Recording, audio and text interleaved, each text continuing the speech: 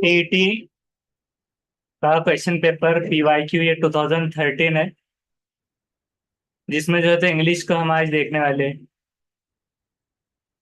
तो इसमें देखिए इंग्लिश में सबसे पहले फर्स्ट क्वेश्चन दिया हुआ है, choose the correct alternative verb. कि करेक्ट अल्टरनेटिव जो रहेगा करेक्ट वर्ब का, वर्ब मतलब क्या होता है? फेल मतलब काम। When we reach the stadium the players, मतलब वेंट रहेगा या फिर हैव गॉन या हैड गॉन या हैज गॉन। तो ये सब है टेंसेस की बेस पर। वेंट मतलब चले गए, तो वेंट आएगा या हैड गॉन आएगा या हैज गॉन आएगा। हैज मतलब होता है चुका में आता है, जैसे कि जा चुके थे, हैज गॉन। और हैड गॉन मतलब पिछले वाला, पास्ट में लगता है कि हैड गॉन चले गए थे। इस तरह हैव गॉन जा चुके हैं, मतलब अभी जा चुके हैं। तो व्हेन वी रीच्ड, ईडी लगा है यानी कि पास्ट है स्टेडियम पे। तो the players had gone already आएगा या वेंट ऑलरेडी हैज गॉन। तो अब ये हैड गॉन के ऊपर लग रहा है क्योंकि पास्ट के हिसाब से हैड आता है। हैव और हैज जो है तो प्रेजेंट का है। और वेंट मतलब गए थे, सिंपल हो जा रहा है। तो जा चुके थे, ये दो चीज आ रही है। तो जिसमें हम देखेंगे तो फर्स्ट का सही जवाब है थर्ड, हैड गॉन जा चुके थे। इसके लिए इंग्लिश की जो पहले टेंसेस भेजे तो वो अच्छे से देख लेना। यस। उसके बाद है नेक्स्ट की identify the underline clause in the sentence. Clauses कितने टाइप्स के होते हैं? क्लॉसेस, क्लॉसेस क्या होते हैं? तो क्लॉसेस के क्या होते हैं? क्लॉसेस एक ग्रुप ऑफ वर्ड्स होता है जो कंटेन करता है सब्जेक्ट और एक वर्ब। मतलब सब्जेक्ट किसको कहते हैं? I, we, you, they, he, she, it. ये सारे क्या है? सब्जेक्ट्स हो गए। और एक वर्ब को कंटेन करता है and conveys information about what the subject is doing और नॉट डूइंग। कि अगर आई एम सिटिंग, कि मैं बैठा हूँ, वो बता रहा होता है कि क्या कर रहा है सब्जेक्ट, इस तरह से।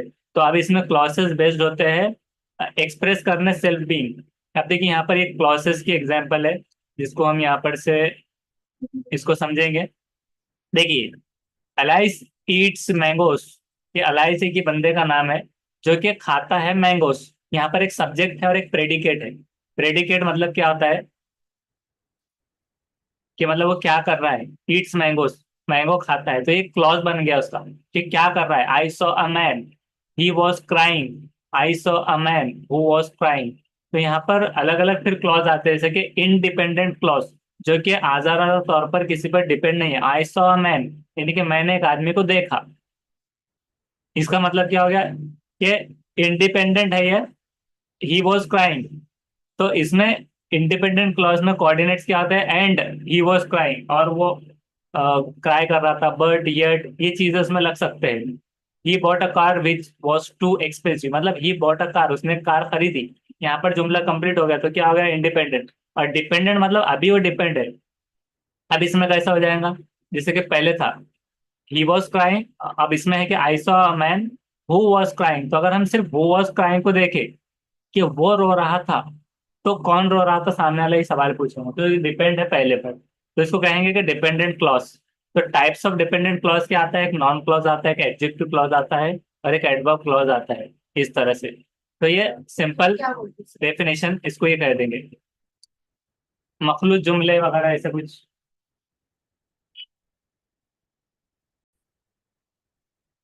तो इसको अगर हम फिकरा वगैरह भी कह सकते हैं, और अ, इस हिसाब से हम उसको कर सकते हैं, फिक्रे वगैरह होते ही है।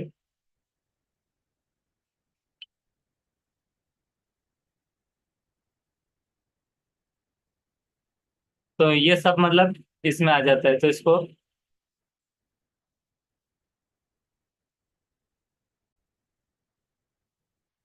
अगर हम उसको उर्दू में समझे तो देखिए, जुजू जुमला होता है जुज के हिसाब से, कि अल्फाज का वो मजमूआ जिसमें एक फाइल और फेल होता है। तो वो जुमला नहीं कहलाता बल्कि जुमले का जुजू हो जाता है। तो जुजू जुमला उसको कहते हैं उर्दू में। जमीर शख्सी वगैरह ऐसे नाम पूरे आप निकाल सकते हैं बाद में इसको। तो ये हो गया। तो अब यहाँ पर क्या आइडेंटिफाई करना? Word underline clause. तो कौन सा क्लॉज है? अब देखिए क्लॉजेस के टाइप्स है, हमने इंडिपेंडेंट और डिपेंडेंट तो देखा था, लेकिन अब नाउन के ऊपर डिपेंड है या एडजेक्टिव के ऊपर। Adverbial clause of reason, adverbial clause of concession. तो यहाँ पर क्या है? The patient was sure that he would recover. That he would recover, तो कौन? तो एक पेशेंट। तो पेशेंट क्या नाउन हो जा रहा है? तो नाउन के हिसाब से यहाँ पर इसका फर्स्ट हो जाएगा कि नाउन, मतलब दैट ही वुड रिकवर। तो कौन? तो पेशेंट। कैसे रिकवर होगा? तो सिफत। ऐसे अलग अलग, तो किस तरफ वो इशारा कर रहा है जिसका मतलब या फिर आंसर वो हो जाए, तो उससे आपको अंदाजा लगाना है। उसके बाद है choose the correct spelled word, कि इसमें से सही स्पेलिंग वाला वर्ड को आपको इंतखाब करना है। सैटेलाइट, सैटेलाइट, सैटेलाइट कौन सा वाला है? तो कैसे आएगा सैटेलाइट? क्या कहते हैं? ऑप्शन थर्ड का होगा इसका। हाँ, ऑप्शन थर्ड का होगा। टेल। हाँ, तो इसमें आपको कैसे याद रखना है कि सेटल में कभी भी डबल टी नहीं आएगा, तो ये दो में डबल टी है, इसको हटा देना है। और इसमें एक एल है, तो एक टी और डबल एल आता है सेटे। मतलब क्या करना है, स्टेट जैसा लिखते हैं ना दिमाग में, वो लिखना है स्टेट टाइप। तो उसमें वहां डबल टी नहीं आना चाहिए, तो सेट, सेटल लाइट, ऐसा सेटल लाइट। तो दो बार ल का इस्तेमाल हो रहा है, लेकिन डबल टी नहीं आएगा, सैटेलाइट। सैटेलाइट इस तरह से। क्या आता है? सैटेलाइट। हाँ, उस तरह से। तो अब इसका फोर्थ बिल्कुल सही जवाब है। नेक्स्ट है choose the correct figure of speech in the given line. तो फिगर ऑफ स्पीच को क्या कहते हैं उर्दू में? जो कि पोइट्री वगैरह में आती है फिगर ऑफ स्पीच, और पार्ट्स ऑफ स्पीच ये स्पीच के उसमें आता है। तो फिगर ऑफ स्पीच को हम उर्दू में क्या कहते हैं? मतलब जो हमने कल देखा था तजबिया वगैरह, और क्या था, इस्तिआरा, ये सब चीजें मतलब क्या है, फिगर ऑफ स्पीच है, जिसको सनत बदई कहते हैं। सनत बदई। सब पूरा। हाँ, सनत कौन सी है, सनत पहचानी है, सनत बदई, ऐसा पूरा उसका मानी फिगर ऑफ स्पीच का हो जाएगा। जैसे कि simile, metaphor, irony, personification, alliteration, hyperbole, इसको हाइपरबली कहना है। हाइपर बोल पढ़ते आते हैं डीएड वगैरह में, तो हाइपरबली होता है प्रोनाउंसिएशन। एसोनेस, ओनोमैटोपोइया, इस तरह से खतरनाक नाम है इसमें पूरे। तो ये सारे जो है तो इसमें आता है। तो ये सब होते हैं पार्ट्स फिगर ऑफ स्पीच। तो अब इसमें जिसका लैंग्वेज वन होता है, तो उसको फिगर ऑफ स्पीच के ऊपर वैसे तो सीटेड में आता है, लेकिन इसमें बीच में पूछ सकता है। अब देखिए पढ़ते हैं पहले क्या लिखा हुआ है। Exult O shores and ring O bells. Exult, अब इसमें तो पहले तो ये कि भेजे में आना चाहिए कि क्या पढ़ा जा रहा है। तो एक्सल्ट का मतलब ही नहीं मालूम आपको। ओ शोर कौन है? शोर मचाना आपको लग रहा है, तो शोर बोले तो समंदर के या लहरों का शोर, उसको भी कहते हैं। और सी शोर जिसका कहते हैं, एंड रिंग ओबेल्स। तो पहले तो इसका मतलब समझ में आना चाहिए, तो आपको देखना होगा पहले तो एक्सल्ट का मतलब क्या है। तो एक्सल्ट का मतलब क्या होता है? एक्सल्ट का मतलब होता है खुशी। अब अगर हम उसको आगे देखते हैं, exult O shores and ring O bells, तो इसका मतलब क्या हो रहा है? मुझे नहीं समझ पाता। हाँ, exult O shores O. And O bell. Ring. Ring O bells. O bell. O. Khushi Sahil और घंटे बजाए। मतलब लगभग तो ऐसे मतलब निकलता है इसका, लेकिन इससे क्या साबित हो रहा है, क्या समझ में आ रहा है? अच्छा, ऐसा कोई मिसाल है क्या? मतलब ये कौन सी सनत है जिसमें खुशी भी जाहिर हो रही है, साहिल भी, और घंटियां भी बज रही है? ऐसा पहले तो कुछ। ये डालकर देखते हैं कहाँ से लिया हुआ है इन्होंने। ये पोएम है एक, हाँ। Exult assure and ring of bells. ये पोएम एक Whitman's most famous works और रिटर्न हुआ है एक एलेजी और ऑनर प्रेसिडेंट अब्राहम लिंकन के ऊपर आफ्टर हिज। मतलब लंबा उसका काफी डिटेल है। तो एक पोएम का नाम है पोएट्री का, जिसमें इसके ऊपर जिसने पोएम पढ़ी होगी पोएट्री, तो उसको अच्छे से ये चीजें याद होगी। उसके आगे देखिए ऐसा है, बट आई विथ मॉनफुट tread walk the deck my captain lies, fallen cold and dead, the final lines of the poem. ये फाइनल लाइन्स है पोएम की। तो अब हम इसको देखते हैं कि क्या ऑप्शन दिए हुए हैं। तब इसमें है कि एक तो है कि सिमिली। सिमिली मतलब क्या होता है? तजबी देना, तजबी, हाँ। मतलब चांद सा रोशन चेहरा, तो चांद के जैसी तजबी दी गई चेहरे को। लेकिन पर्सोनिफिकेशन में क्या होता है? डायरेक्ट चांद कह दिए गए। तो वो उसको कोई गैर जानदार चीज या फिर कोई चीज को, किसी भी चीज को एक सामने वाले का एज इट इज इस्तेआरा के तौर पे नाम दे देना। मेटाफर मतलब क्या होता है? राइट। मेटाफर। तो मेटाफर का देखते हैं। ठीक है शायद। चलो। मेटाफर क्या फिगर ऑफ स्पीच से कंपेयर करता है दो चीजों को, रिलेटेड है या नहीं, by stating that one thing is another. The chef is magician, कि मतलब शेफ का काम क्या होता है, किचन संभालना, लेकिन वो मैजिशियन है। Knowledge is a butterfly, knowledge एक तितली है। तो मतलब दूसरे से नहीं जुड़ पा रहा, तो ऐसे कंपेयर करना जो रिलेटेड नहीं है, इस तरह से। तो वो मेटाफर होता है फिगर ऑफ स्पीच में। अगर हम उसको उर्दू में देखें, तो मेटाफर का मतलब इस्तिआरे में ये आता है, इस्तिआरा। मतलब हाँ, एक्चुअल में नहीं है, मतलब इस्तिआरा किससे मिलके बना है, कि अरबी लफ्ज से मिलके बना है, जिसका मतलब क्या होता है, पर्सोनिफिकेशन में जो कंफ्यूजन हो रहा था, पर्सोनिफिकेशन मतलब कोई गैर जानदार चीज हो, तो उसको इंसान की तजबीह देना पर्सन की, उससे याद रख लेना। जैसे अगर बॉटल है, पानी की बोतल, तो उसको कह दिया जा रहा है कि सपोज ये एक मतलब हाथी है, तो जानदार की चीज देना पर्सोनिफिकेशन। और इस्तिआरा मतलब मेटाफर, जिसमें दिमाग एक बहरे बेकरा है और शहर एक जंगल है। शहर क्या है, एक जंगल है, यानी शहर क्या होता है, जंगल में कोई कॉन्सेप्ट नहीं होता। कोई बोलेगा शहर है और उसमें हमारे पास हर तरफ दरख्त ही दरख्त है, तो कोई बोलेगा तुम देहात से है या फिर शहर से है। तो वो पॉसिबल नहीं शहर एक जंगल होना। तो ये इश्तेहार हो जा रहा कि दिमाग के एक बहरे बेकरा है, कि मतलब एक पानी की मिसाल दी गई। तो ऐसी चीज तो उधार ले लेना, जैसा कि बच्चा हाँ। कि मतलब बेटा जो है उसका, उसको कह रहा है कि मेरा चांद सो रहा है, तो उसमें फिर क्या हो रहा है इश्तेहार में, कि पहले वो कोई बच्चा है डायरेक्ट, लेकिन वो है नहीं, उसको चीज बता देना जो कि अपोजिट है। तो ये चीज मतलब इश्तेहार में आ उसका जाती है। नाम ना लेते हुए कोई दूसरी चीज की तशबीह। हाँ। तो एक तो ये हो गया मेटाफर, सिमिली मतलब क्या होता है, तजबीह देना। और क्लाइमेक्स मतलब क्या होता है, क्लाइमेक्स मतलब कोई भी चीज में क्लाइमेक्स आ जाना, यानी नुक्ता उरूज, और क्या कह सकते हैं उसको, क्लाइमेक्स। क्लाइमेक्स मतलब उसको डिस्क्राइब आना चाहिए कि मोस्ट इंपॉर्टेंट और एक्साइटिंग पार्ट ऑफ बुक, मतलब कोई भी चीज का एक इंटरेस्टिंग हिस्सा, दिलचस्प, जहां पर वो पूरा चीज दिलचस्पी रखी हुई है। जैसे कि अगर कोई एक स्टोरी है या फिर बुक है या फिर कुछ है, तो क्लाइमेक्स यहाँ से शुरू होता है। या पुस्तक, नाटक, संगीत रचना, घटना, ये सब जो है तो क्लाइमेक्स के ऊपर डिपेंड है। और उसके बाद में क्या है, अपोस्ट्रॉफी। अपोस्ट्रॉफी मतलब सिर्फ एक अपोस्ट्रॉफी आ जाना। तो फिगर ऑफ स्पीच का पार्ट अपोस्ट्रॉफी और क्लाइमेक्स में ही होता है। फिगर ऑफ स्पीच के पार्ट में क्या आता है, मेटाफर, सिमिली वगैरह, ये सारी चीजें आती है अभी जो पढ़े, हाइपरबली वगैरह, इस तरह से। तो अब इसमें से दोनों में से क्या होगा, सेकेंड चीज कर। तजबी होगा या मेटाफर होगा। ओ शुड and ring O bells, exult मतलब क्या था, खुशी। खुशी। खुशी से जो है तो झूम रहा है मुझसे बोले घूमना और पापा। वो बजाना, तो तजबी भी हो सकती है वैसे इसमें तो। खुशी से झूमा आके कट कर जाएगा और कुछ। लेकिन यहाँ पर फिगर ऑफ स्पीच के हिसाब से अपोस्ट्रोफी आ रहा है, फोड़ क्यों आ रहा है इसमें। क्या मतलब है? पहले हम देख लेते हैं कि फिगर ऑफ स्पीच जो होते हैं, तो पूरे एक मरतबा देखते हैं कि उसमें अपोस्ट्रोफी आया है या नहीं।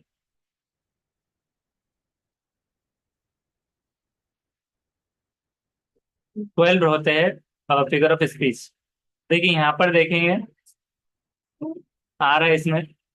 देखिए सबसे पहले कि एलिट्रेशन, एनाफोरा, एंटाइम टेबली, और एंथेसिस, एपस्ट्रोफी, ये वाला आ रहा है। एसोनस, हाइपरबली, आयनी, मेटोनमी, ओनोटोपिया, और पैराडॉक्स, पर्सोनिफिकेशन, पुन, सिमिली, सिनेक्डॉक, और अंडरस्टेटमेंट। मतलब ये आमतौर से क्या होता है कि इतने कभी पूछा नहीं रहता, तो अपने को लगता है कि ये एपोस्ट्रोफी, वो लग रहा था कि कुछ एपोस्ट्रोफी आ जाता है, कॉमा टाइप। तो अभी हमको क्या कर लेना होगा कि सबको एक मर्तबा पढ़ लेना होगा। कि एलिट्रेशन की पहले डेफिनेशन देखेंगे, फर्स्ट वाला, एलिट्रेशन। तो एलिट्रेशन की हम डेफिनेशन देखते हैं, ये क्या होता है, the use of same letter और sound that at the beginning of word that are close together, as in he built a big board. कि किसी शब्द समूह में एक ही अक्षर या ध्वनि से आरंभ होने वाले शब्दों का प्रयोग, अनुप्रास अलंकार उसको हिंदी में कहते हैं। जो हिंदी वाले हैं, अनुप्रास अलंकार। और अगर हम इसको उर्दू में देखें, अलिट्रेशन को, तो ये क्या होता है, इंतशार। इंतशार होता है, इंतशार मतलब किसको कहते हैं,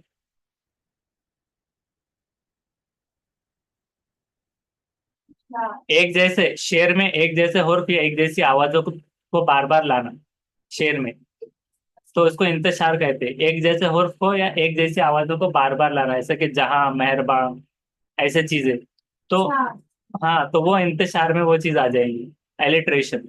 जिसमें हम एलिट्रेशन की अगर एग्जाम्पल देखने की कोशिश करते हैं, तो ये देखिए यहाँ पे पॉजिटिव एलिट्रेशन अलग अलग है, इसमें से हम देखेंगे, उसकी मिसाल से समझ में आ जाएंगे। तो देखिए एलिट्रेशन क्या होता है। एग्जाम्पल, सारिया speak softly and smoothly. Softly भी और स्मूथली भी, जबरदस्ती कुछ चीजों का इजाफा करना। Driving to density, D D से इस्तेमाल हो रहा है।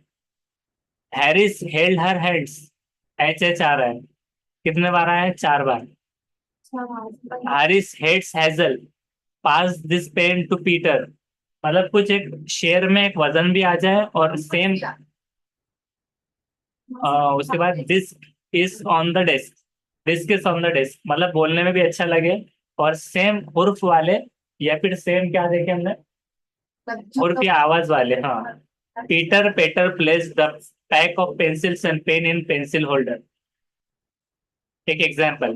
तो ये वाली किसकी हो रही, टाइप्स ऑफ एलिट्रेशन, ये पॉजिटिव प्लॉजिव एलिट्रेशन है। प्लॉजिव में क्या आता है कि लिप्स या टंग का एक फ्लो होता है, जैसे कि वो एक आता है ना, मतलब एक बोलने में आता है वो कि,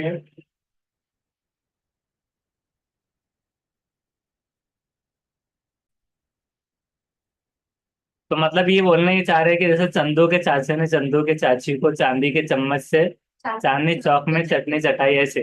तो ये चीज उसके एक एग्जांपल में हम ले सकते हैं कि tongue, air flow by use of tongue, lips और प्लेट, के इसको में क्या है कि ड्रामेटिक इफेक्ट और पॉप बर्स्ट इन राइटिंग में आना चाहिए। तो ये चीजें प्लॉजिव एलिट्रेशन हो जाता है। फिर गटरल एलिट्रेशन एक आता है, जैसे कि gravely grunts Jenner the gathers at the gateway. तो जी जी जी जी आ रहा है इसमें। सिप्लायंस आता है, बहुत सारे आते हैं, लेकिन आमतौर से आपको सिर्फ एलिट्रेशन को याद रखने की जरूरत है। तो ये एक चीज हो गई। उसके बाद में यहाँ पर देखिए साउंड जो इन्वॉल्व होते हैं, तो प्लॉजिव एलिट्रेशन में ये आते हैं। अब इतना पढ़ने की जरूरत नहीं, बहुत एडवांस हो जाएगा। सिबिलियंस में, फिक्टेटिव एलिट्रेशन में, डेंटल में डी टी और टी एच आता है, मतलब डेंटल मतलब दांतों का जिसमें इस्तेमाल होगा, जैसा हुरूफ हलके वगैरह जैसे होते हैं, तो एजोनस वॉवल साउंड जो आ जाएंगे। तो ये चीजें फिर अलग से आती है डीपली, जो पीएचडी करना चाह रहा है, मतलब फिगर ऑफ स्पीच ने, उसके लिए चीजें हैं। कि यहाँ पर देखिए plosive alliteration, repetition of consonant sounds producing an explosive effect, the playful Peter pick the pack of pickle, इस तरह। और गटरल इलिट्रेशन क्या होता है, रिपीटेशन ऑफ हार्श और थ्रॉटी कॉन्सोनेंट वर्ड के हलक से और रुपए हलक के तौर पर, grumbling Gemma glove at the glove guest, इस तरह। उसी तरह से सिब्लायंस में क्या आएगा, रिपीटेशन ऑफ हिसिंग और hushing sounds, Sally sells sea hells sea shells by the sea shore. फिर प्रिकेटिव एलिट्रेशन में क्या आएगा, it results by repeating consonant word created by friction, रगड़ से या फ्रिक्शन से, जैसे कि प्रेशियस फ्लेम्स फ्लेड फोर्सफुली। तो इसमें क्या हो रहा है कि रगड़ का इस्तेमाल आ रहा है। डेंटल एलिट्रेशन में दांतों को लग रही जुबान, repeating the consonant using the tongue against the teeth और ridges. Diana dive in the dusky down in Disney. Assonance में क्या आता है कि वॉल्स साउंड आते हैं, repetition of vowel sound in nearby stress, जिसमें Sam wears a black hat. तो ये क्या हो गया, फिगर ऑफ स्पीच में एलिट्रेशन का हमने देखा। अब एनाफोरा, एनाफोरा के बारे में हम पढ़ेंगे कि एनाफोरा मतलब क्या होता है। सबसे पहले उसकी डेफिनेशन देखते हैं कि anaphora the use of word referring back to word used earlier in a text of conversation to avoid repetition, for example the pronoun he she it and they, and the verb do in I like it and do so do they. Rhetoric भी आता है उसके अंदर। एक rhetoric क्या आता है कि रिपीटिशन और वर्ड और phrases at the beginning of successive clauses, उसको रिटोरिक कहते हैं। अभी ये कुछ समझ में नहीं आया, मतलब आमतौर से, तो अभी हम इसको देखते हैं कि उर्दू में क्या कहा जाएगा। एनाफोरा के इल्म तियान, दो या दो से जायद एक के बाद दीगरे आने वाले अशार। दो या दो से जायद अगर एक के बाद आने वाले अशार है, तो अब ये समझाए कि दो या दो से जायद एक के बाद आने वाले अशार को कहेंगे क्या, एनाफोरा। हाँ, तो हम इसकी एग्जाम्पल लेते हैं, एनाफोरा की एग्जाम्पल। रिटोरिकल डिवाइस होता है जो इन्वॉल्व होता है रिपीटिंग ऑफ वर्ड और phrases at the beginning of multiple sentences, clause और phrases. It is often use to create rhythm, structure and emphasis here are some of example of anaphora. यहाँ पर है so many places so little time, बहुत ज्यादा जगह और बहुत कम time. सो क्या हो रहा है, यहाँ रिपीट हो रहा है। I wish I may, I wish I might, दो बार बोलने की जरूरत नहीं रहती, लेकिन एक अच्छे से बिठाने के लिए शेरो शायरी में आई विश आई मे, कि मैं मेरे हिसाब से कर सकता, आई विश आई माइट, मैं कर सकता था। Ask not what your country can do for you, ask what you can do for your country. कि ये मत पूछो कि कंट्री तुम्हारे लिए क्या कर सकती है, ये पूछो कि तुम कंट्री के लिए क्या कर सकते हो। तो इसको बार बार बोलना। Give much, give often, give freely. Give give give repeat हो रहा है। Give much, give often, give freely. कि ज्यादा दो, अक्सर दो, और आजादाना तौर पे दो, दिल से दो, ऐसे, इस तरह से। तो इसमें आ जाता है रिपीटिशन। तो एनाफोरा की थेरी है। फिर उसके बाद में हम समझते हैं, दो हमने फिगर ऑफ स्पीच अभी देखा, वैसे तो 21 होते हो करके याद नहीं रहते, और ज्यादा होते हो, लेकिन आमतौर पे जो 12 फिगर ऑफ स्पीच है वो उसके हम पढ़ लेते हैं। फिर उसके बाद में है कि and time table, and time table. इस तरह हम इसकी प्रोनाउंसिएशन पहले देख लेते हैं कि इसको कैसे अदा हम करेंगे।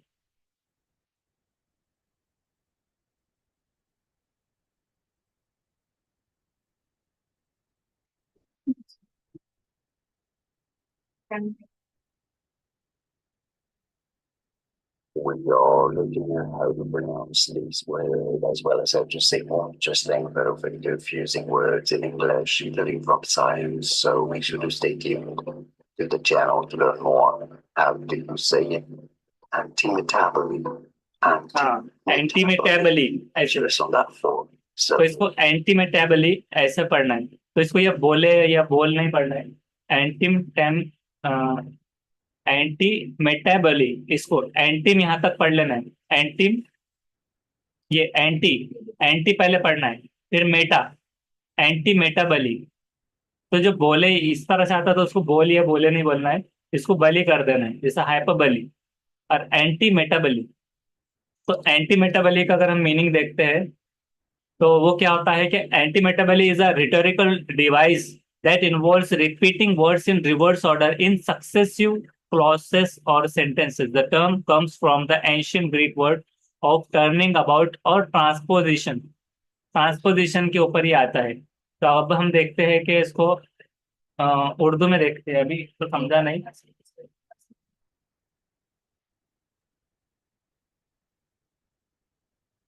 मतलब repetition of word in reverse order from emphasis. और उर्दू में उसकी डेफिनेशन कहीं मिल रही है क्या, मुतजाद टाइप में आ रहा है, मतलब जिद। हम एग्जाम्पल देख के समझते हैं।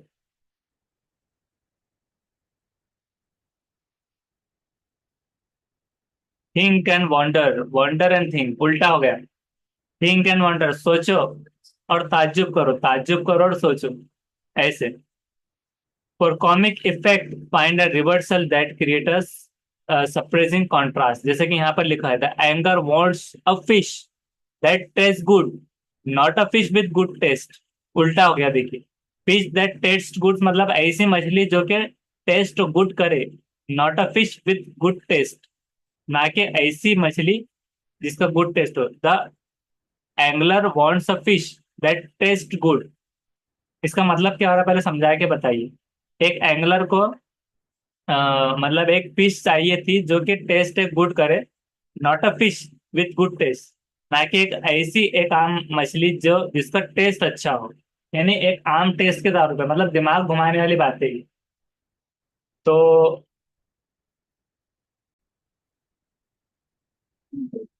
उसके और एग्जाम्पल्स है कि if you can't be with the one you love, अगर तुम ऐसे के साथ नहीं रह सकते कि वन यू लव, जिससे तुम मोहब्बत करते, love the one you are with, कि उससे मोहब्बत करो जिसके साथ तुम ऑलरेडी हो।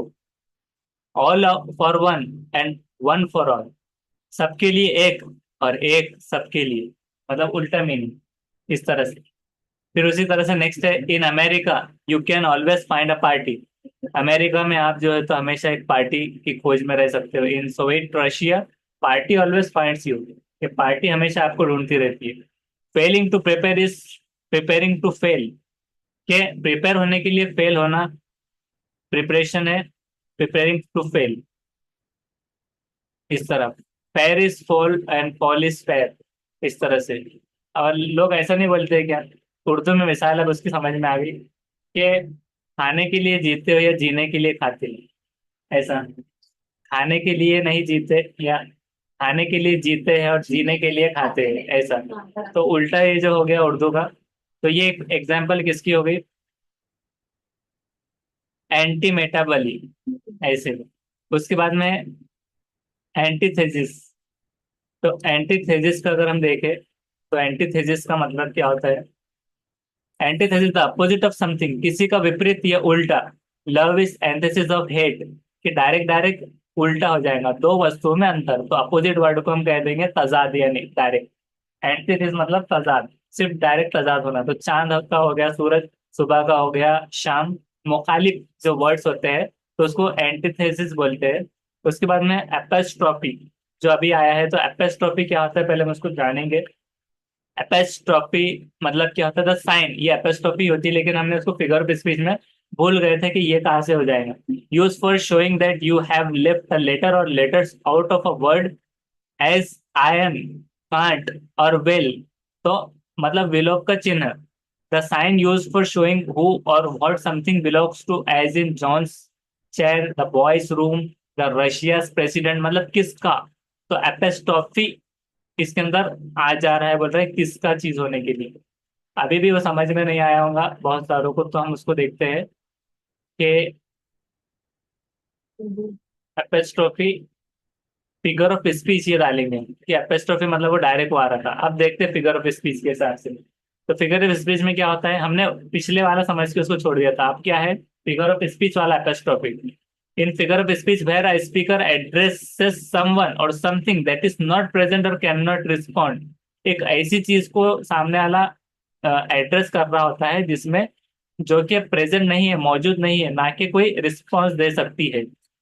तो ये कह रहा है कि मतलब एक समंदर को कह रहा है कि पुशिया, कि शोर और रिंग और बेल्स, पुशिया मनाओ शोर, मतलब सी शोर वगैरह इस तरह करो, और रिंग बजाओ, बजाओ इस तरह से। तो can not respond, it is an exclamatory device that involve the speaker breaking away from addressing the audience to direct their speech to third party. The addressee is often a personified abstract और quality और inanimate object, जैसे कि हमने बोला था ना कि personification आ जा रहा है। तो पर्सोनिफाइड थी हो, यानी कि उसको जानदार से तजबीह दी गई गैर जानदार को, लेकिन वो वहां मौजूद नहीं है। जैसा रोमियो और जूलियट के अंदर एपिस्ट्रोफी कैसे हो जाएंगी, O Romeo, Romeo, wherefore are you the Romeo, इस तरह से। मतलब जैसे कि आर्ट दो Romeo, O pardon me, thou bleeding piece of earth, that I am meek and gentle with these butchers. उसी तरह से मतलब अलग अलग है ये। ओ ड्यूटी मतलब किसी को सदा देना, आवाज देने में, जो ना भी हो तो उसको सदा लगाना। अब इसमें अगर हम उर्दू में देखते हैं इसको क्या कहते हैं एपेस्ट्रॉफी को, अ, हमको फिगर स्पीच डालना होगा, क्योंकि दोनों चीजें अलग है। एक चीज नहीं आने से देखिए कितना चेंज आ जाता है, मतलब डेफिनेशन में। तो फिगर ऑफ स्पीच का क्या है उर्दू में।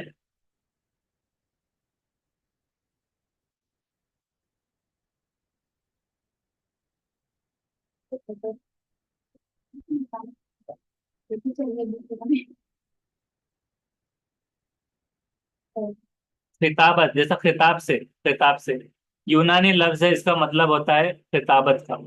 इस तरह में अलामत हजफ उसको कह दिया जाएगा, हजफी अलामत के साथ जिसकी पूरी शक्ल है इट इज, इस तरह से।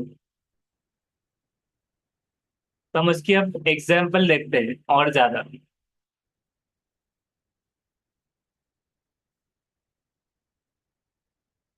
तो डेथ, बी नॉट प्राउड, यहाँ तक। O captain, my captain, our fearful trip is done, an example of apostrophe. O happy dagger, तो अब इसमें देखिए सब में आवाज दी जा रही है निदा वाले खिताब करते हुए, खिताबत कहा गया उसको। Death thou art no victor, for life is eternal. इसमें देखिए आवाज नहीं है, लेकिन इसको एपिस्ट्रोफी कह दी गई लिटरेचर के हिसाब से। O might ocean, O mighty ocean, देखिए समंदर से खिताब है। How vast and deep you are, कितने तुम गहरे हो, मतलब समंदर से बात कर रहा है वो।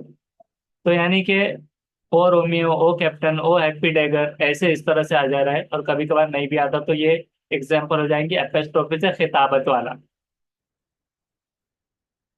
इसको हम और कहीं पर और एग्जाम्पल से देखने की कोशिश करते हैं।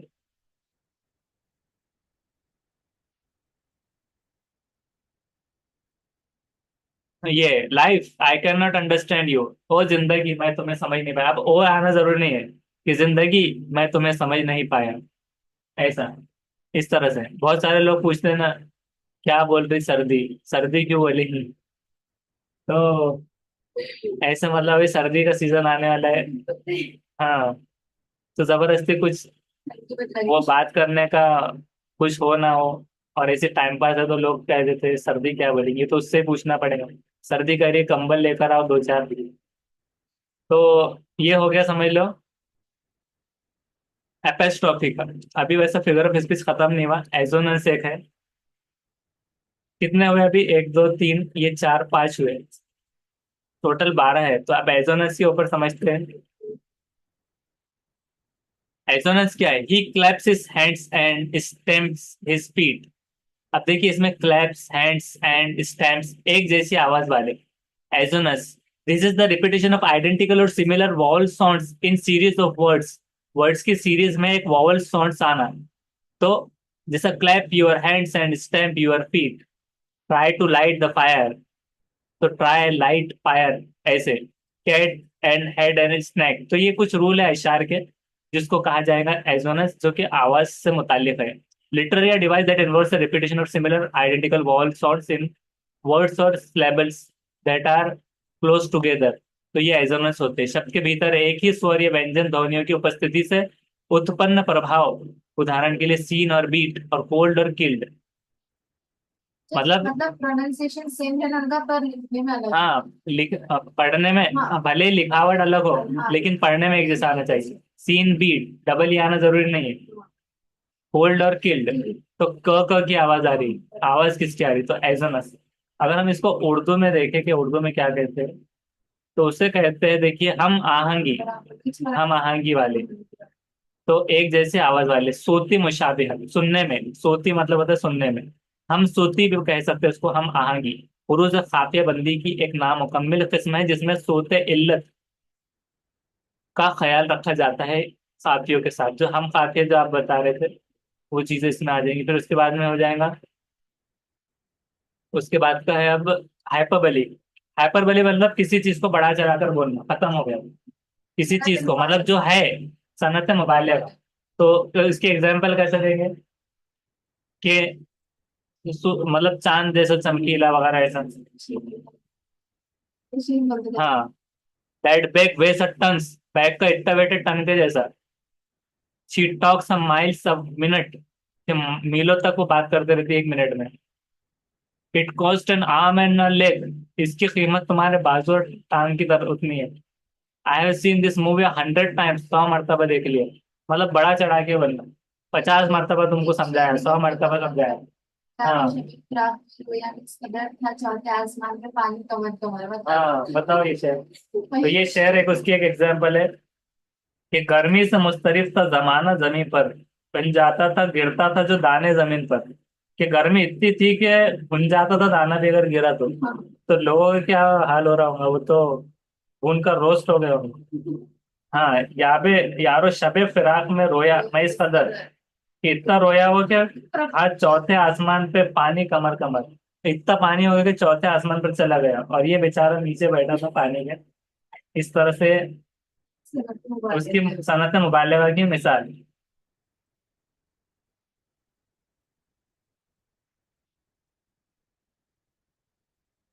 तो ये इस तरह से मतलब बहुत ज्यादा बड़ा चढ़ाकर बात करने सनत मुबालगा हो गया। आयनी क्या होता है, आयनी, आयनी। हाँ, आयन तो लोहा होता है। तो आयन ही क्या होता है, एक अनयूजुअल या अनएक्सपेक्टेड पार्ट ऑफ सिचुएशन, कि किसी ने एक्सपेक्ट ही नहीं किया होगा आप क्या होने वाला है। दैट सीम्स स्ट्रेंज और अम्यूजिंग, जो कि एक अजनबी एकदम और लगे। किसी स्थिति आदि का असामान्य या अतिपेक्ष अंश जो विचरित या फिर हास्य जाने लगे, ये इस तरह ion he. He was killed in a car accident soon after the end of the war, के मतलब वॉर खत्म हो गया, जंग तो हो गई, अब वो वहां से जिंदा है लेकिन वो कार एक्सीडेंट में मर गया। मतलब एकदम ताज्जुब है, इतना लड़ा बंदे ने, और अब कार एक्सीडेंट में मर गया, मतलब उसकी मौत लिखी थी। The English are such good cooks, he said with heavy irony. अब इसको हम थोड़ा सा उर्दू में समझते हैं पहले, इन उर्दू। तब आयरनी का मतलब होता है सितम जरीफी, उसको कहे जा रहा है कि इल्म के बावजूद लाइल्मी का इजहार। ये एक अलग चीज होगी, तंज वगैरह। तो अब इसको हम एग्जाम्पल देखते हैं।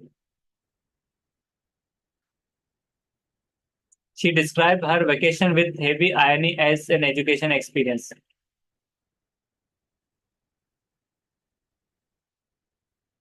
अ pilot has a fear of Heights.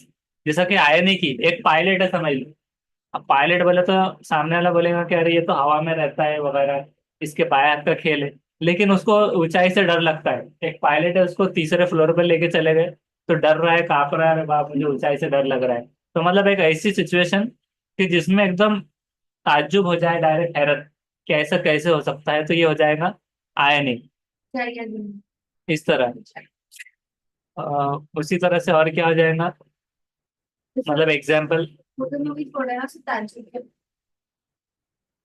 ताज्जुब के लग जाना फिर। हाँ,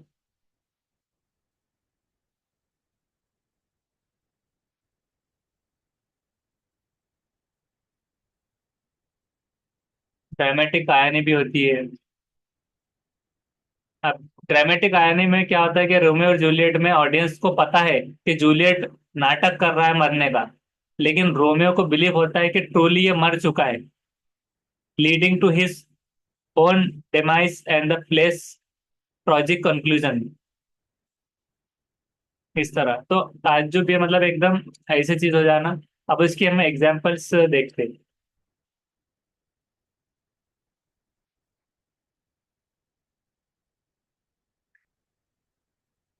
सेंटेंसेस मतलब थोड़ा फनी भी हो जाता है, कभी कभार ऐसा भी होता है। अब देखिए यहाँ पर ये वर्ड है, ये ग्रेट वेदर, मतलब कुछ नहीं है लेकिन बोल रही हो। इज लाइक ड्रामेटिक आयन है कि ओनली द ऑडियंस नो, जिसमें ऑडियंस को ही पता होता है कि अब क्या होने वाला है, लेकिन एक्चुअल में होने वाला है। और सिचुएशनल आयन क्या होती है, it is an event that मॉक्स the circumstances. अचानक होने वाला, हाँ। नथिंग इज, ये पढ़ने में नहीं आ रहा। तो ये तीन तरह का है वर्बल, कि एक ऐसा बोलना एकदम मुंह बनाकर, हाँ सब ठीक है, ऐसे कुछ चीज है, मतलब नहीं है वो चीज, एक्चुअल में नहीं है। तो ये आया नहीं कि सिचुएशनल आया नहीं। The award for most kind polite student goes to, most polite student जाता है। Well that's ironic. क्या है, I don't want your goofy award, कि वो खुद पोलाइट नहीं है, झगड़ालू है, और उसको पोलाइट अवार्ड दे रहे। अवार्ड ऑफ पोलाइटनेस, सिचुएशनल आयनिक कि हैरत अंगेज चीज। इस तरह से सिचुएशन बताइए मुझे बताओ। पे जाइए जुमले के तौर पर। उसके बाद में क्या है कि नेक्स्ट अब देखना है हमें फिगर ऑफ स्पीच में। ये आयनी का हो गया, और कौन सा था। हाँ, ये आयनी का हमने देखा था मेटोनॉमी। मेटोनॉमी के बारे में हम पढ़ते हैं। मेटोनॉमी क्या होता है, the act of referring to something by the name of something else, किसी चीज को उसके नाम के बजाय, that is closely connected with it, जिससे वो क्लोजली कनेक्टेड है।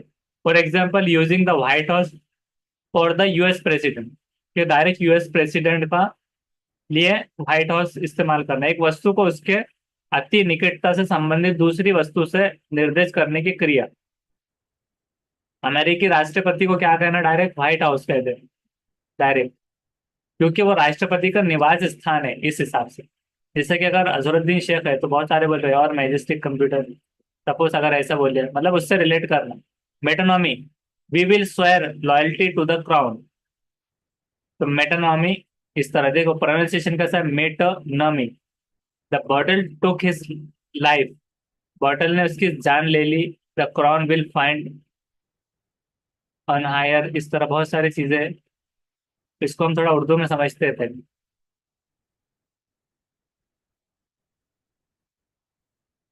इल्म बयान, इल्म बयान उसको कह दिया जाएगा कि किसी खुसूसियत से असल शय से मुराद लेना।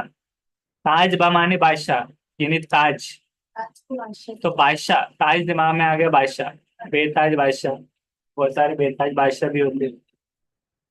किसको लीडर कह देना नहीं भी है। तख्त तो ताज। तो मेटानॉमी की एग्जाम्पल अब देखते हैं। आज पूरे फिगर ऑफ स्पीच खत्म कर देंगे। Metonymy is figure of speech that uses a word to refer something it's associated with or attribute of it. तो टाइटल का इस्तेमाल हो सकता है, द क्राउन ऐसे, द प्रिंसिपल कह दिया जाए, द डायरेक्टर। तो कौन है डायरेक्टर उसको मालूम है।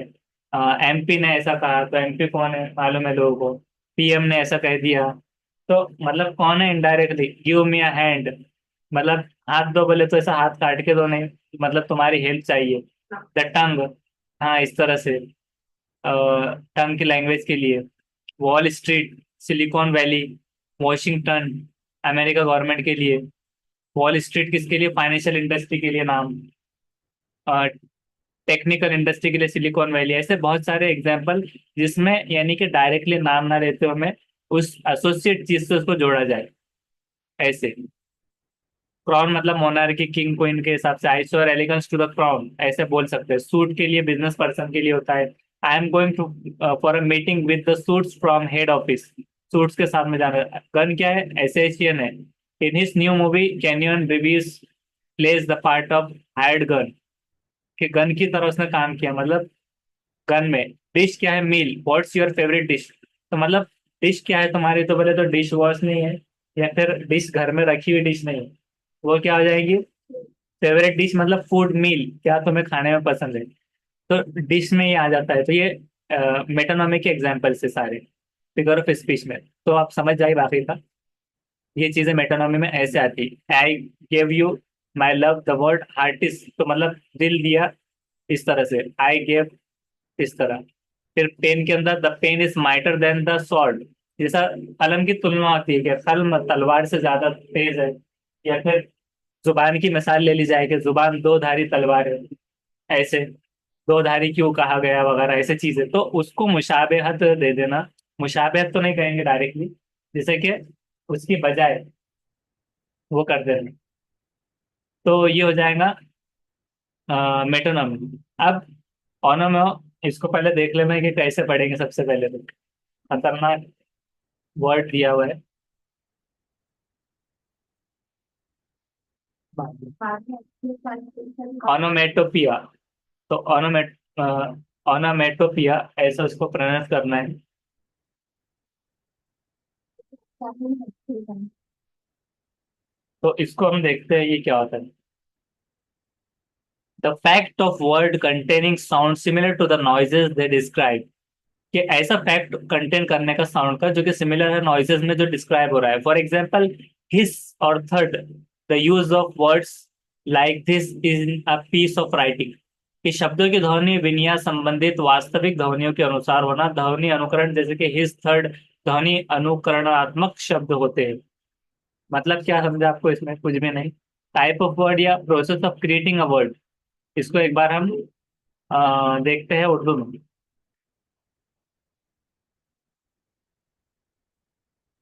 वजह अस्माए सोत। सोत मतलब ये सूत जो होता है यानी सुनने में, और अस्मा मतलब नाम, सुनने वाले नाम। वजह साहिल को तो प्रोनाउंसिएशन, मतलब उसका प्रोनाउंसिएशन। वजह अस्माए सूत। तो practice of naming something based on phonetic spoken imitation, उसके नाम में ही उसकी डेफिनेशन छुपी हुई। इसका नाम सही से लेना नहीं आ रहा तो हमने क्या किया, उसकी प्रोनाउंसिएशन देखी है। तो उसको ये कहते हैं, इसमें सोती, इस तरह से। नकल सोत या आवाज के मुशाबा लफ्ज बनाना। नकल सोत मतलब सुनी हुई आवाज के मुशाबा एक जैसे अल्फाज बनाना। सूती अल्फाज वजह करने का अमल। अब इसकी एग्जाम्पल देखेंगे तो और समझ में आएगा। यानी कि कैसा, रिम जिम, हिन हिनाना, हाँ फटाफट फटाफट, चाटा चीख, इस तरह। तो ये उसके एग्जाम्पल है। अब इसको हम एग्जाम्पल देखते हैं, मतलब। फिगर जैसा बज, चर्प, स्प्लैश नेचुरल साउंड में आता है, जैसे कि बज, चर्प, चर्पिंग बोले तो चरने में, चहचहाट, हाँ चहचहाना। तो मतलब उसकी आवाज जैसे कि नेचुरली सुनने में जैसा सुने, जैसे कि आप घोड़े की आवाज अगर निकालो बोले चलने की, तो उसकी एक आवाज आ जाएगी। स्प्लैश मतलब क्या हो जाएगा, फिर साउंड, नेचुरल साउंड्स में जैसे क्लैंग, क्लैंग एंड, फिर ये मिमिक साउंड है मशीन टूल्स की। फिर म्याऊ, वूफ एंड मू, मू अगर लिख दिया गया तो किसकी आवाज दिमाग में आ जाएगा, एनिमल साउंड में। म्याऊ मतलब जो है तो नहीं, अलग अलग है। लायन की रोर, नहीं ये रोरिंग मतलब लायन की रोरिंग, इस तरह से। क्रंच, ऐसे क्रंची वगैरह। क्रिस्पी है, क्रिस्प एप्पल और पोटैटो चिप्स। अगर आप पोटैटो चिप्स या एप्पल को करते हैं तो यहाँ पर एन ओनोमोटोपिया, ये साउंड आता है नॉइस का, नॉइस। डिंग, इस तरह से बेल की। और फिज, फिज किस तरह से आता है, बबल जो बनते हैं। पॉप, हॉइंग, ये सब तो हॉन्ग, पॉप, क्रैश, बस, फ्लैट, विज, ये सब टाइप्स किसके हैं, ओनोटोपिया। मतलब जैसी आवाज होगी, जैसा बूम, इस तरह से किसने कह दिया मतलब धमाका, तो जहन में वो चीज आ जाएगा इस तरह से।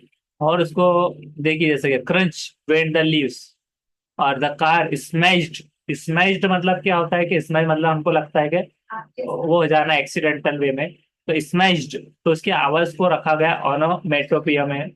और उसी तरह से ये देखिए, बूम, वाव, ओ एम जी, उप्स, स्प्लैट, सैप, पॉप, वैम, इसके साथ देखिए ऐसे बने होते हैं बैंग, हाँ हाँ या, इस तरह से।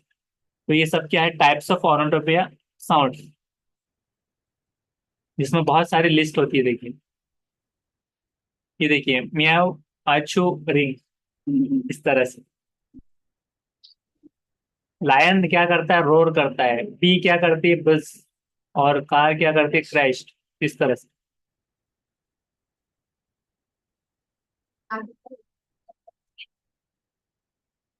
पैराडॉक्स, हाँ।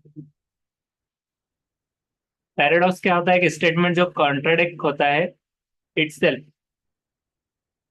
a statement or situation that seems contradictory or impossible to understand but may actually be true। एक ऐसा स्टेटमेंट या सिचुएशन होती है जो कि कॉन्ट्राडिक्टरी, इम्पॉसिबल होती है समझने के लिए, लेकिन सच में सच होती है, जिसका सिचुएशन, जिसको हम एक मर्तबा उर्दू में समझते हैं। उल्टी बात, बात को उल्टा कहना, तजाद में आ रहा है ये भी। उल्टी बात, हकीकत के बरक्स हो, हकीकत के बरक्स। गहरी बात, ख्यालात पर मबनी दावा, ऐसा। नफी करे, जो अपनी नफी करे, हकीकत दुरुस्त बज़ाहिर गलत। अब इसकी एग्जाम्पल देखते हैं, जब वो समझेगा।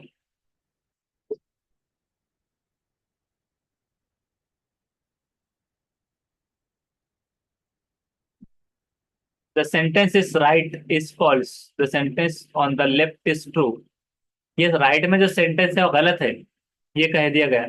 पैराडॉक्स, सेल्फ कॉन्ट्राडिक्टरी स्टेटमेंट होता है, the sentence on the right is false. अब हम देखते हैं कि क्या गलत है बाजू, कि the sentence on the left is true. तो इसका मतलब दोनों का क्या हो गया, एक दूसरे को दोनों गलत है बता रहे हैं। ये कह रहा है कि बाजू वाला गलत है और ये कह रहा है ये सही है, तो ये क्या हो रहा है, लेफ्ट इज ट्रू, कि यही गलत है। मतलब खुद को सही नहीं कर रहा है, नहीं उल्टा ऐसा घुमा के बता रहा है कि गलत होने में, हाँ, इस तरह से। अब यहाँ पर देखिए, एक और एग्जांपल है, लेस, मोर। ये पैराडॉक्स, इसको क्यों कहा गया लेस और मोर, क्योंकि लेस मतलब झूठ है, कम, क्योंकि वजन जिसका ज्यादा हो नीचे होता है। और यहाँ सिर्फ मोर लिखा हुआ है। स्कैम करने वाले आपको ऐसे ही बताते हैं 21 दिन में पैसा डबल, और पूरा लेकर भाग जाते हैं, जो हकीकत के बरक्स हो। No keyboard detected, press F1। Keyboard ही डिटेक्ट नहीं हुआ, F1 दबा दो। तो कीबोर्ड नहीं है तो दबाएगा कहाँ से हो। माई नोज विल ग्रो, मेरी नाक बढ़ जाएंगी। अगर ये सही है तो ये हो, इट वॉन्ट, ये होगा नहीं। मतलब किसी किसी की नाक चपटी होती है, उसको लगता है कि वो बढ़ जाएगी। वैसे नहीं। और एक एग्जांपल लेते हैं। आई एम लाइंग, मैं झूठ बोल रहा हूँ। व्हाट, तो you mean you are not lying, but that would mean. तो ये सोच रहे, कोई कोई बोलता है ना कि मैं मजाक कर रहा हूँ, झूठ बोल रहा हूँ, तो सामने वाला बोलता है नहीं तुम झूठ नहीं बोल रहे हो। बोलने के बावजूद भी मतलब उसको पता होता है, मतलब उसकी हकीकत से अपोजिट वो वर्ड होती है।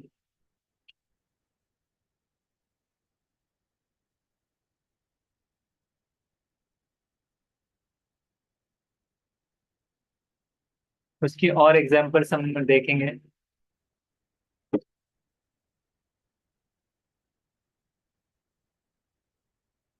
लेस इज मोर, कम ही ज्यादा होता है।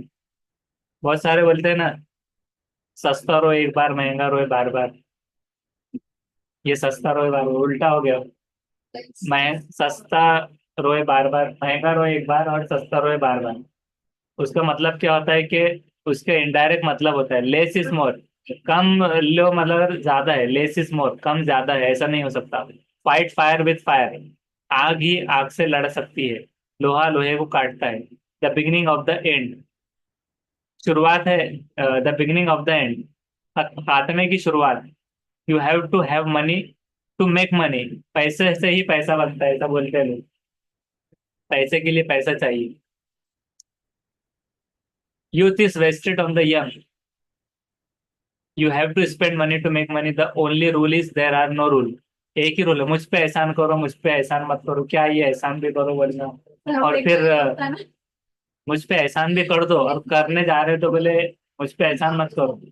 तो मतलब ऐसी बात है, तो ये पैराडॉक्स में आ रही है एवरीडे स्पीच। तो मतलब only rule there is no rule, एक ही रूल है कि जिसका कोई मतलब रूल ही नहीं है।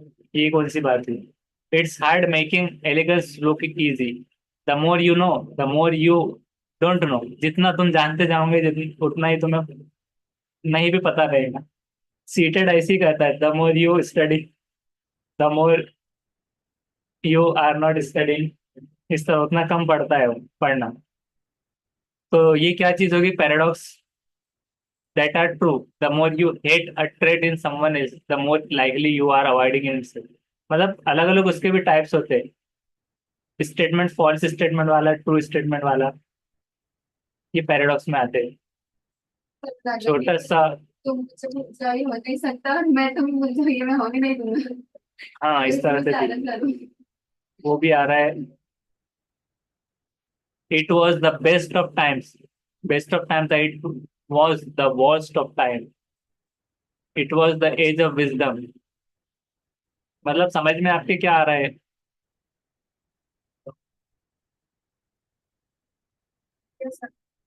वो पहले एग्जाम में एग्जाम्पल भी समझ गए सर ने। अब देखिए यहाँ पर एक सिंबल है, नो स्टॉपिंग, रुकना नहीं है, और एंड भी यहीं पर हो गया।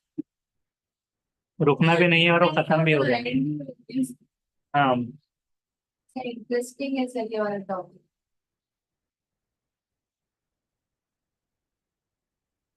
तो उसका मतलब तो इसको सिंपली ये कह सकते हैं कि जो दिखता है वो होता नहीं, जो होता है वो दिखता नहीं। ऐसी मिसाल में आ जाएगा पैराडॉक्स। पर्सोनिफिकेशन मतलब कोई भी एक ऐसी गैर जानदार चीज, उसको आपने इंसान की खुसूसियत बता देना। जैसे कि the clumsy turtle enjoys the sun, death robbed, trees dance playful in the rain, के दरख्त घूम रहे थे, नाच रहे थे ट्रेन में। कि इंसान की उसके अंदर क्वालिटी दे देना। The flower were begging for water, के फ्लावर जो है तो भीख मांग रहे थे पानी की। अब ये देखिए कार को बताया जा रहा है कि बहुत थक गई। कार्टून्स में जो होता है ना, डायरेक्ट डायरेक्ट, ये मतलब बर्ड है, ये पियानो बजाते संगीत बजाते जा रहा है। तो ये सब क्या है, पर्सोनिफिकेशन। ये बादल ने फूंक मारी, उड़ गया सीधा से। The wind howled on the cold and blustery day, इस तरह से। तो ये चीजें बताना, ये देखिए पर्सोनिफिकेशन सेब को, अरे वाह ऐसे बता दिया जा रहा है पूरा से। द स्टार्स विंक्ड एट मी, तारे जो है तो थोड़े आंख मार रहे इंसान की तरफ में। The sun is smiling at us, sun जो है तो मुस्कुरा रहा है, हमेशा उसको बताते हैं। इस तरह the fall leaves dance across the loss. फिर उसे गर्मी जब आ रही है तो गर्मी में सूरज को गुस्से में बताया जाता है। कुछ लोग उसको सूरज देवता मानकर भी नाराज है, ऐसे बता देते हैं। हाँ, इस तरफ तो वो पर्सोनिफिकेशन के एग्जांपल में ले सकते हैं। ये जो है तो अच्छी अच्छी कार जो है तो खुश है, और ये जो है तो थोड़ी सी सैड है, पुरानी। तो ये सब चीजें पर्सोनिफिकेशन में पर्सन की क्वालिटी डाल देना किसी एक में। जैसे कि शेर है तो वो उसको इस तरह से बैठा है। बेजान चीज में जानदार की क्वालिटीज को बताना, ये पर्सोनिफिकेशन होता है। अब नेक्स्ट कॉन्सेप्ट पन, इसके पहले प्रोनाउंसिएशन देख लेते हैं। ये क्या होता है? A joke about words that sounds alike but they have different meaning. A boiled egg every morning is hard to beat. पहले हम इसका एक ये पढ़ते हैं, पन। पन उसको कहेंगे N amusing use of words that can have two meanings or different words that sound the same. के दो अर्थों वाले एक समान उच्चारण परंतु भिन्न अर्थों वाले शब्दों का विनोदी प्रयोग कहलाता है अलंकार। टू मीनिंग होते हैं उसके। जैसे कि अगर बैट है तो बैट का एक होता है चमगादड़, और एक का क्या होता है, खेलने की बैट। एक बैट मतलब चमगादड़ भी होता है, इस तरह। जैसे कि फिगर ऑफ स्पीच में जो हमने जो मिस्टेक किया था, अपेस्ट्रॉफी, एक अपेस्ट्रॉफी अलग है और फिगर ऑफ स्पीच वाली अलग है, ऐसे। तो पन इन उर्दू में देखेंगे हम, उर्दू में से क्या कह सकते हैं? चुटकुला वगैरह उसको कहे जा रहा है, चुटकुला डायरेक्टली। पन मतलब चुटकुला। मनीष ने क्या बचा फल का वाले। नहीं, पन नहीं। हाँ, तो क्या रहेगा उसको एक बार देखते हैं। पन का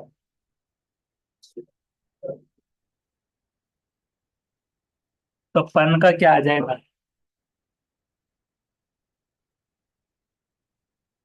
अब एग्जाम्पल देखते हैं, उसमें समझ में आ जाएगा डायरेक्टली।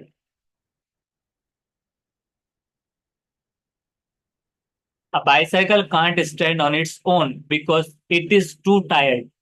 एक बाइसाइकिल खुद से खड़ी नहीं रह सकती दो टायर होते हैं क्योंकि दो टायर होते हैं। क्योंकि उसका इसका मतलब क्या निकला? क्योंकि उसका खुद के दो टायर। ये वाला देखेंगे, मतलब चार टायर वाली हो तो खड़े रहती है वैसे तो, लेकिन हाँ बराबर, सर से कोई सहारा नहीं है ना, तो दो टायर हाँ। वाली खुद से खड़े नहीं रह सकते, सब बता रहा हूँ। हाँ, what are puns? I like kids. मुझे बच्चे मतलब किड्स एक अलग होता है। By I couldn't eat a one, मतलब किड्स मुझे पसंद है। अब बकरी के बच्चे को भी किड कहते हैं, और आमतौर से बच्चों को भी किड्स कहते हैं। तो आई लाइक किड्स ऐसा हमने कह दिया, मतलब एक जोक भी बन गया, मजाक, और उसके डबल मीनिंग निकल गया उसके बाद। आई लाइक किड्स, मुझे बच्चे पसंद है, but I couldn't eat a one, लेकिन मैं एक भी नहीं खाता। तो सामने वाला सोचेगा ख्याल में, अरे इसको बच्चे पसंद है, खाता नहीं, ये तो आदम बोल तो नहीं, मतलब डायरेक्टली क्या है ये। तो फिर उसको समझ में आया, अरे किड मतलब बकरी के बच्चे को भी कहते हैं। A boiled egg for lunch is hard to beat. एक बॉइल्ड एग जो है लंच में, ये हार्ड है बीट करने, मतलब मारने। तो इसका मतलब क्या था? भूख मारने के लिए इनडायरेक्ट मीनिंग आ रहा है। Grammar lovers have lots of common common sense. Grammar lover के अंदर कॉमन सेंस नहीं बोला जा रहा, कॉमन सेंस। ऐसा तो कॉमा का सेंस होता है, कहाँ कॉमा लगाना, कहाँ एपोस्ट्रोफी, कहाँ पंक्चुएशन, कहाँ exclamatory. A pessimist blood type is B negative. अब बी नेगेटिव की खसूसियत देखना होगा, वो दे सकता है ले सकता है, उसको मिलता नहीं जो भी रहेगा। तो पन क्या होता है? जोक होता है जो कि वर्ड्स का मिलके बनता है, जो कि एक जैसे दिखते हैं लेकिन हैव डिफरेंट मीनिंग। तो इस तरह से चीजें आती है। पन और वर्सेस जोक में क्या फर्क होता है? पन के अंदर क्या होता है कि एकदम से वो चीज का मतलब हो जाता है अलग। Joke misusing the different possible meaning of the word or fact that they are words with but have different. तो इस तरह से देयर वाज अ, फिर उसी तरह से अलग अलग।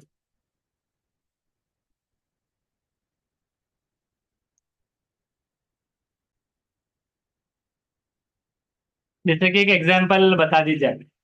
सामने वाला कहता है, hey man how are you, मतलब कैसे हो। अब ये किसी चीज से बात कर रहा है, कौन सी आ रही चीज? ये आ रही कि पर्सोनिफिकेशन, एपिस्ट्रोफी वाली, मतलब फिगर ऑफ स्पीच में। लेकिन अब मजाक कैसे बन रहा है, पढ़ में कैसे कन्वर्ट हो रहा है? तो वेल क्या कर रहा है? Thanks, I am well. I am well मतलब मैं अच्छा हूँ को भी कहते हैं, और ये खुद एक कुआ था, कुएं को वेल कहते हैं। तो दो मतलब निकट है उसमें, क्योंकि क्या बोला था, hey man how are you, मतलब कितना मजा ही है, उसने क्रिएटिविटी किया है। Hey man how are you, ठीक हूँ लेकिन वो पहले। हाँ आई एम वेल, थैंक्स शुक्रिया, मैं हुआ हूँ, ये भी हो सकता है, या फिर मैं अच्छा हूँ, क्योंकि उसने मैन कहा है इस तरह से। तो ये चीज हो जा रही पन में। सीज द डे, सीज कर देना, तो दिन को सीज कर दो, तो इसमें सी समंदर आ जा रहा है ऐसे। डेफिनेशन क्या, play on the multiple meaning. Example है, what has four wheel and flies, a garbage truck, कचरे की गाड़ी। क्यों, फोर व्हील और फ्लाइज जिसके अंदर है, मतलब मक्खियां वगैरह भी होते हैं, और चार पहिए होते हैं, मतलब चार पहिए वाले ऐसी गाड़ी जिस पर मक्खियां भिन भिन आते हैं, तो एक गार्बेज ट्रक है उसका एग्जाम्पल। तो लिटरेचर में पन कैसे आता है, now is the winter of our discontent made glorious summer by this son of York. ये तो खतरनाक था, मतलब उसको समझ में नहीं आया। I am so bored, I really wish something fun would come along. तो फन वुड, वुड नहीं वुड है, something fun would come along. ये मतलब वुड मतलब लकड़ी होता है, तो लकड़ी क्या करे, आई एम सो बोर्ड, मैं बहुत बोर हो गया, I really wish something fun would come along. हम वुड कहते हैं WOLD वाले, ULD वाले, कि आएगा अलोंग। तो ये कह रहा है कि कोई लकड़ी आए, इस तरह से। तो टाइप्स ऑफ फन में अलग अलग होता है, जैसे कि एक होता है होमोफोनिक फन, होमोग्राफिक फन जो लिखने में है, विजुअल फन्स होता है, और एक कंपाउंड फन होता है। कंपाउंड फन क्या होता है, combining of homophone and homograph content. और विजुअल क्या होता है, फन इन्वॉल्व होता है use of image in portraying picture, creating jokes and making the fun, मतलब दिमाग में वो ख्याल बन गया, जैसे किड्स, आई लव किड्स, तो दिमाग में आया kids, but I don't eat one, इस तरह से। फिर उस हिसाब से होमोफोनिक फन क्या हो गया, कि वर्ड सिमिलर है बट डिफरेंट मीनिंग है स्पेलिंग, सुनने वाला फोनिक। और होमोग्राफिक मतलब लिखने में, जैसे कि बैट की एग्जांपल आपको दी गई। तो ऐसे अलग अलग टाइप के फन ये आते हैं। I use to be a baker but I couldn't make enough dough, that's half baked excuse, मतलब ये हाफ बेक्ड एक्सक्यूज था, इस तरह से। I boiled egg every morning is hard to beat, grammar lovers, ये सारे मतलब जो रिपीट हो रहे हैं ऊपर की। The duck said to the bartender put it on my bill, कि डक ने कहा बारटेंडर को कि मेरे बिल में लगा दो, इस तरह से।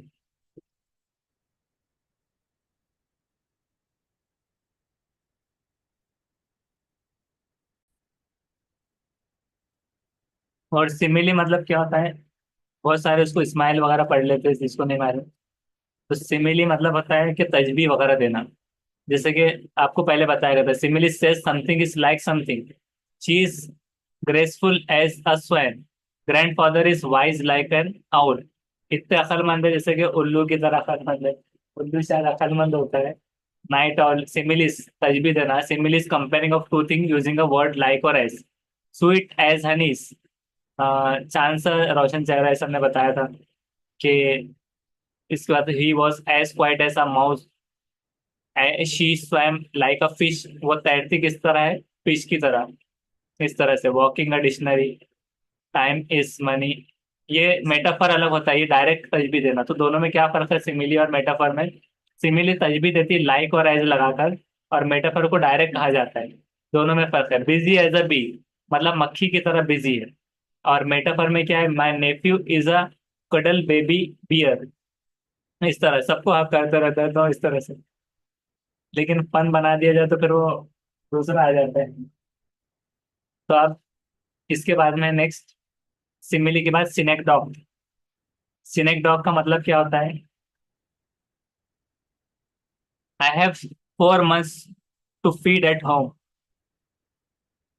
आई have 4 family members to feed at home. Translation इसका ही हो रहा है, I have 4 mouths to feed at home, मतलब मेरे 4 मुंह है खाने के लिए। उसका मतलब ये हो रहा है कि घर में उसके 4 मेंबर हैं, जिनको उनको खाना खिलाना पड़ता है। तो ये क्या हो गया, synecdoche, a figure of speech which is a part of something is use to represent the whole thing, कि थोड़ी सी चीज में आपको दिमाग लगाना पड़ेगा। जैसे कि that's nice, set of wheels you have, part of car. और मेटानोमी भी अलग है, that's a nice ride you have identified collection. तो पहले सिनेक्डोट को समझते हैं, ये दोनों में भी मतलब थोड़ी सिमिलरिटीज आती है, सिनेक्डोट और मेटानोमी। तो हम सिनेक्डोट को समझेंगे। सिनेक्डोट क्या होता है? फिगर ऑफ स्पीच जो कि पार्ट है made to represent the whole और vice versa. 6 wickets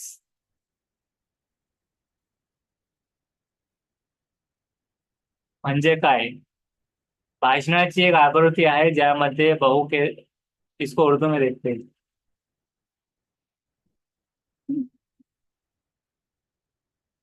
Majaz Mersal, मिजाज नहीं है, मजाज मर्सल ये अलग चीज हो जाती है। जुजो को कुल या कुल को जुजो, सूरत लेते हो इसके अंदाज पर। यानी तकरीर की एक शक्ल है जिसमें एक हिस्सा हिस्सा पूरे या उसके बरअक्स होता है, जैसे कि इंग्लैंड में वो 6 विकेटों से हारे थे, जिसका मतलब ये है कि क्रिकेट टीम इंग्लैंड में वो 6 विकेटों से हारे थे। तो कौन हारा था? कि अंग्रेजी क्रिकेट टीम। इसको अब हम एग्जाम्पल देखते हैं।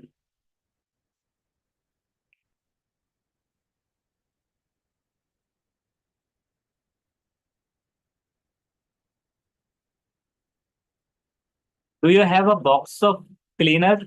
आई नीड सम मोर बैंडेड्स। के क्लीनर खुद कह रहा है कि तुम्हारे पास बॉक्स ऑफ क्लीनर है क्या, और ये बैंडेड कह रहा है कि I need more band ads.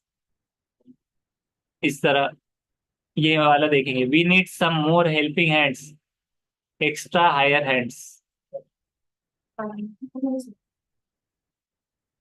दो डिफरेंस होते हैं मेटानोमी और सिनेक्डोट में।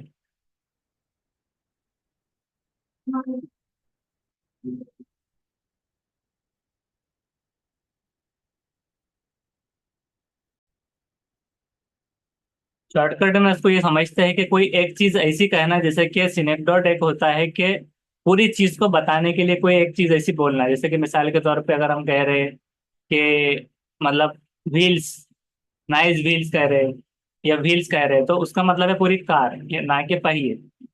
मतलब 4 व्हीलर है ऐसा बोलते हैं हम, 2 व्हीलर पे आए, तो 2 व्हीलर मतलब एक बाइक पर आया है सामने वाला।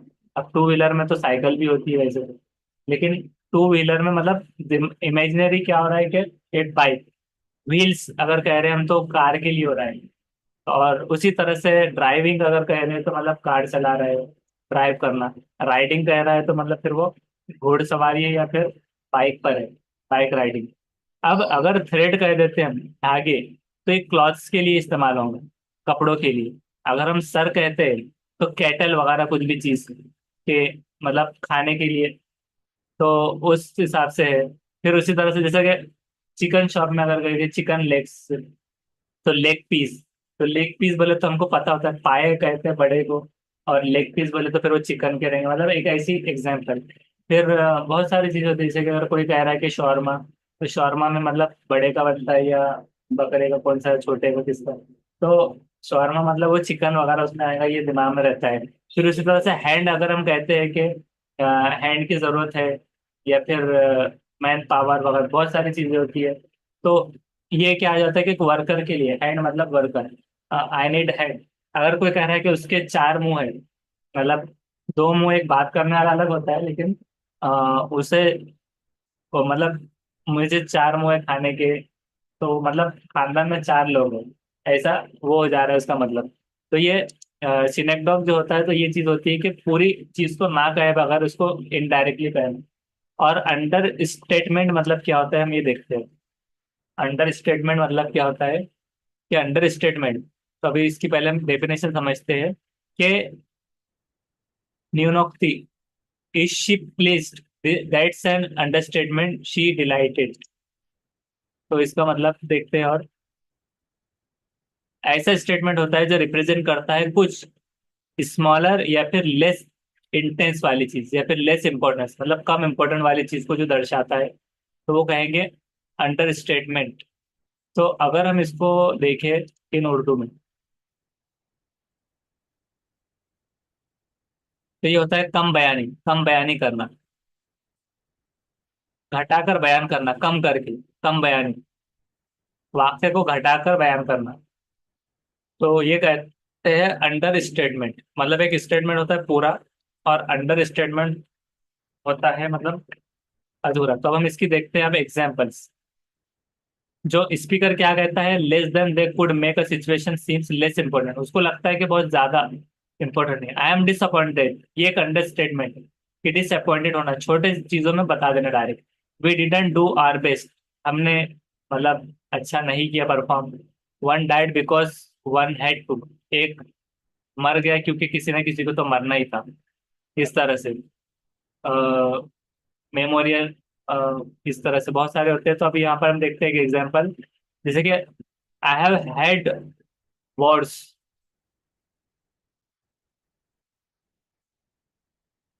इसका मतलब एक हाथी कट गया डायरेक्ट यहाँ पर। तो इसका मतलब क्या आ रहा है, इसको बाद में देखेंगे, दूसरा समझते हैं अभी। वॉर की डेफिनेशन है, ये क्या है। An understatement is a figure of speech when speaker seems, humour, serious situation वगैरह भी हो सकती है।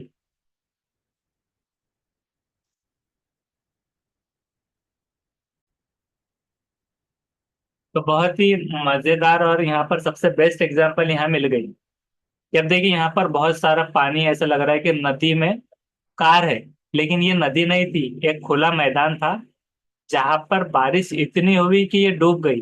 तो सामने वाला क्या कह रहा है उसको देखकर, looks like it rained a bit last night, कि लगता है थोड़ी सी कल बारिश हो गई। मतलब इस तरह से, तो मतलब कोई चीज को एकदम कम करके कम बयानी में बताना। हाँ, वालेगा की सीधे शरीर, वालेगा में बढ़ इस सकता तरह अभी देखिए ये क्या कर रहा है कि ये मतलब आ, एक बर्फ का गोला उसके हाथ में दिख रहा है, वो आंखों से लगा रहा है, ऐसा कुछ है शायद। तो कह रहा है कि it's a bit warm out today, आज थोड़ी सी गर्मी है।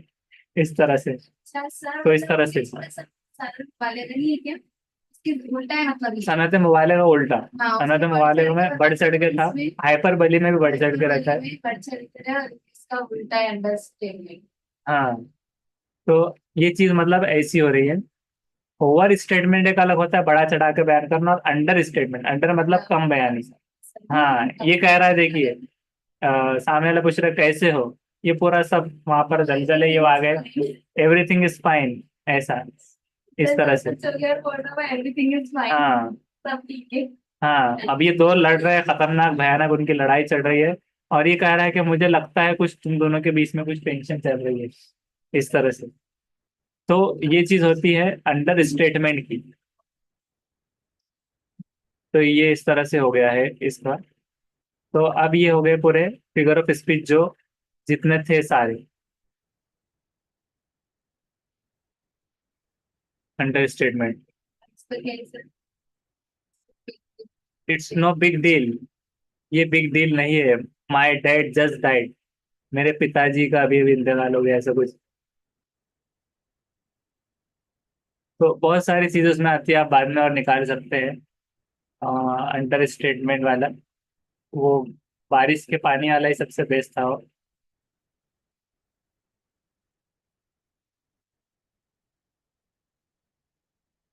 This day has been less than good so फार,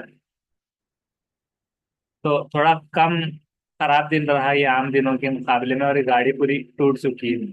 इस तरह तो मतलब उसको एग्जैक्टली उतना नहीं, एक होता है कि बहुत बड़ा चढ़ाकर सामने वाले ने बोल दिया क्या हो गया था वहां पर, कुछ नहीं, बस थोड़ी बहस हो गई थी और लड़ाई झगड़ा हुआ था, सब इधर उधर हो गया, मतलब उसको बताया नहीं। और इसने बोला कि अरे बहुत ज्यादा हो गया था, तलवारबाजी पे उधर आए थे, ऐसा हो गया था, मतलब ज्यादा चीज करना, बढ़ाना। और ये अंडरस्टेटमेंट, अंडरस्टेटमेंट कम बयानी।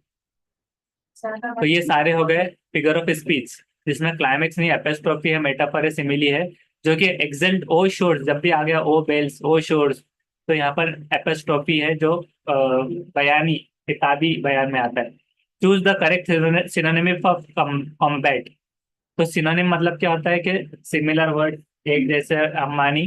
तो कॉम्बैट का क्या होता है, मॉर्टल कॉम्बैट एक आता था फाइटिंग वाला, क्वेरल फ्यूड कॉन्फ्लिक्ट। तो इसके मतलब भी आपको मायने इसके मालूम होना चाहिए सबसे पहले जवाब देने से पहले। तो मोर्टल कॉम्बैट, तो कॉम्बैट मतलब फाइट, तो क्या ये पाई होगा? तो पहले हम देखते हैं। तो फाइट बिल्कुल सही है, लेकिन आपको ये मायने होना चाहिए कि क्वेरल मतलब क्या होता है। हाँ तो क्वेरल, हाँ तो क्वेरल इन उर्दू, ये देखते हैं। तो क्वेरल का मतलब होता है झगड़ा। तो फाइट एक अलग चीज हो गई खतरनाक, और झगड़ा मतलब क्वेरल ये थोड़ा सादा था। तो कॉम्बैट जो होता है, कॉम्बैट का मतलब क्या होता है? जंग। लड़ाई लड़ाई होना हाँ लड़ाई या फिर जंग में आ जाता है। चाहिए। लड़ाई, और वो झगड़ा तो जंग वाइड, बैटल, फाइट, कॉम्बैट, इस तरह। वॉर मतलब खतरनाक जंग, इस तरह से। और ये झगड़ा मतलब ऐसे ही। अब उसके बाद में आता है उसका भी झगड़ा छोड़ा। फ्यूड का मतलब होता है इसका भी झगड़ा, ये फ्यूड आउटब्रेक। तो जागीरदारी से निजाम, अदावत, अदावत रखना मतलब direct. Feud, family feud, family feud होते हैं, उसको हम क्या कहेंगे? और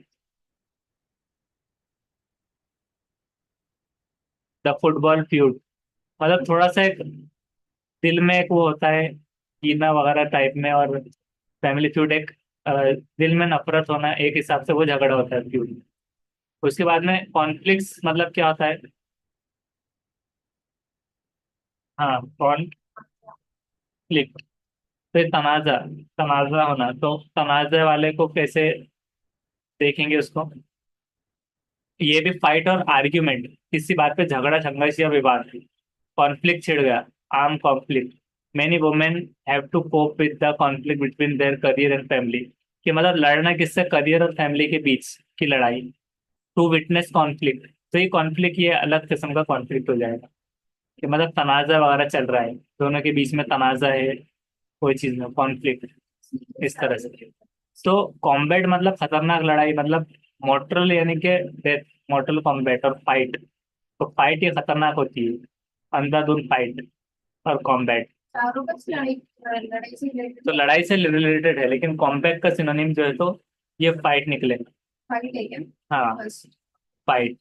तब इसको यहाँ पर ये 5 क्वेश्चंस तक रखते हैं, जिसमें हमने फिगर ऑफ स्पीच क्लियर किया है। अब नेक्स्ट क्लास में हम इसके आगे का करेंगे इंशाल्लाह। Thank you.